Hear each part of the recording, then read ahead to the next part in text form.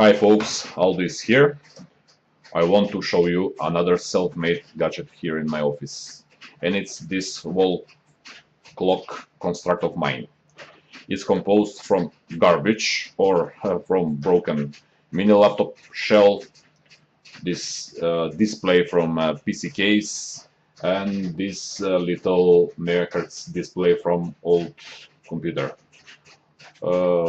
This is a standard uh, case equipment back in days, which shows megahertz or processor speed.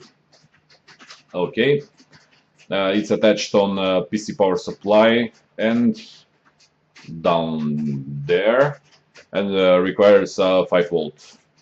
On the screen I have temperature, clock, date, infos for fans and heating levels from a processor, hard drive and a motherboard.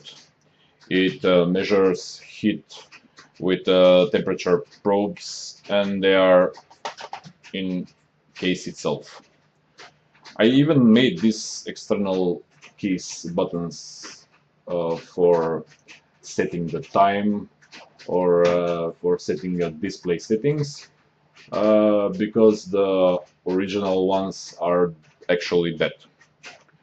And for this little guy, I mess up with the jumpers back there and set them to show my OS name, which is Ali.